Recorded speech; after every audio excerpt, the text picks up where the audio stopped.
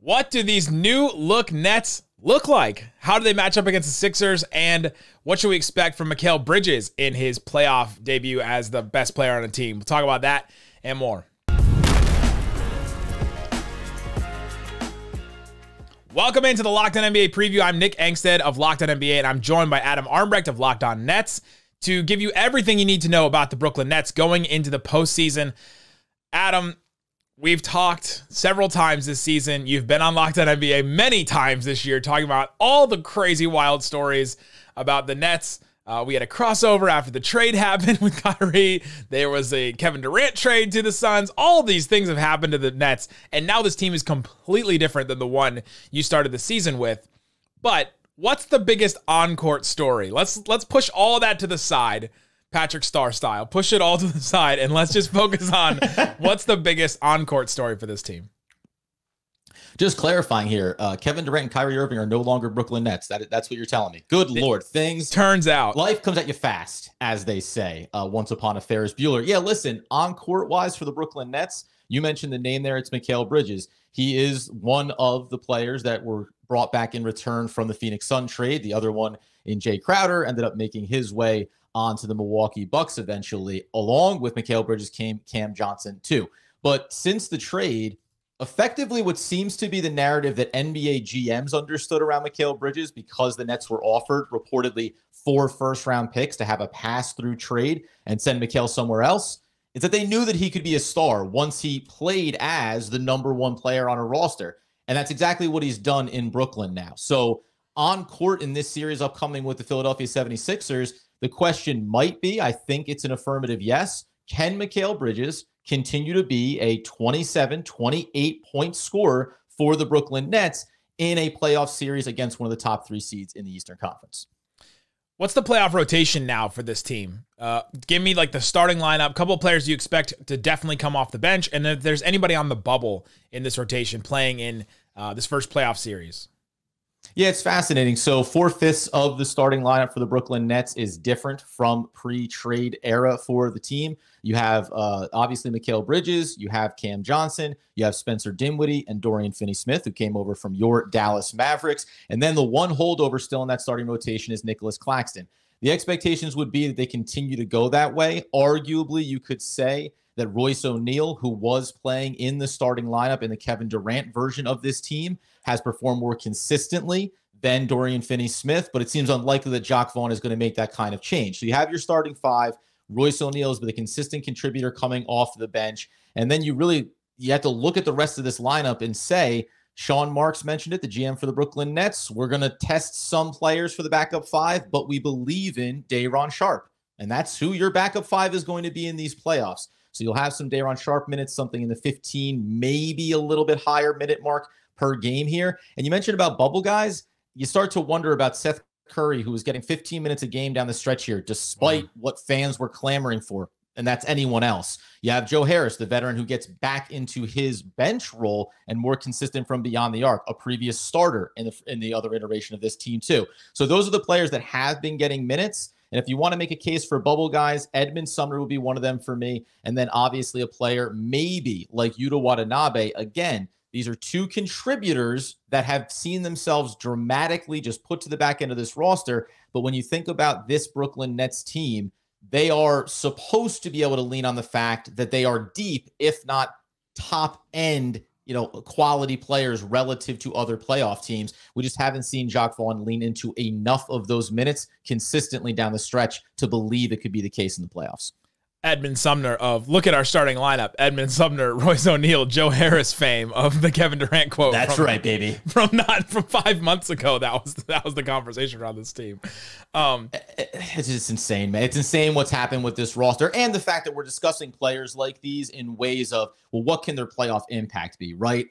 Edmund Sumner. It's not a knock on him. It's not a knock on a Yuta Watanabe. Yeah, Kevin Durant said that too. By the way, once upon a time, Kevin Durant let you know how he felt about some of the players. But it does make it interesting to think about how they go. And the big theme, just to reiterate it, since the trade, Jacques Vaughn and the Nets said, we're going to reward or honor the veterans that are on this team. The guys that I'm naming, Seth Curry, 30 plus years old, even on an expiring contract. Joe Harris, over 30. Royce O'Neal, over 30. And then even some of the players that they brought in Dorian Finney-Smith, and recently birthday boy Spencer Dinwiddie. So all these guys, right, they're leaning on the idea that these are veteran experienced players, and collectively, that starting unit and a couple of those bench rotation players do have playoff experience, just in different iterations on different rosters. What are the biggest strengths and weaknesses of this team? Basically, how have they won games since now this brand new starting lineup has taken shape, and how have they lost games in general? Yeah, the weakness for this team for the last, half decade has been not having enough size at the five, whether or not it's positionless basketball, and especially in a matchup like this against Joel Embiid. Nicholas Claxton has evolved his game. The offensive end of the floor looks far more diverse than it has in previous seasons, but he is not the biggest body in the world, and he's going to get beat up underneath the basket at times, despite his ability to still give ground and impact shots. Likewise, for a guy like Daron Sharp coming off the bench, relatively inexperienced, is he going to be able to manage his fouls in a more physical style of playoff basketball? So the size is the weakness. The rebounding is a big weakness for this team. On the strength side of it, it's ironic that Spencer Dinwiddie comes back over in the Dallas trade, and he's really a traditional two-guard playing off ball. He gets thrust into a facilitator role, and turns out he might be like a top 10 at that if he chooses to do it. So their strength offensively has been staying consistent in the rotations, providing floor spacing, making the extra passes, but it's so heavily predicated, as with most teams. But with the Brooklyn Nets, it is so heavily predicated on knocking down their perimeter shots. If the three ball is falling, then they're in games. Then they can get out in transition. They can continue to provide floor spacing that opens up the paint for a guy like Mikal Bridges, who has shown an elite level in the specific area of navigating to open spaces on the court and knocking down mid-range jumpers. Once one of those things starts to falter, the lack of passing, the lack of spacing, and the lack of perimeter shooting going down, things do bog down for this team offensively, and we've seen them give up defensive spurts where there's been multiple 30, 40-point quarters since this trade, in spite of the fact that they have a lot of versatile defensive players who can rotate onto different assignments. The FanDuel line right now to beat the Sixers in the series is plus 560 in favor of the Sixers, and that's a pretty high line. We were talking about it before. The Sixers are minus 800 to win that series. Right now, FanDuel is giving the Nets the least likely chance to win their series of the four that we have slated right now. What has to happen for them for that plus 560 to work out for somebody that's putting money on the Nets? What would have to happen for them to beat the Sixers? I think you're talking to like five people in the world right now, probably. Yeah, exactly. Right. For you five guys out there. I mean, listen, if you want to at least make the series interesting and put that possibility on the table, you have to steal a game on the road. That's just the standard if you do the math on a 7-game series. But more importantly, it's that you are taking on a Philadelphia 76ers team that through different iterations has been an underachiever, right? You've had Joel Embiid, but injuries have bogged him down. You now have James Harden, but he is not necessarily a playoff stalwart when it comes to some of the performances that he's put out going back to his time in Houston and then even across through Brooklyn. So, out of the top tier matchups, at least Philadelphia still has something to prove.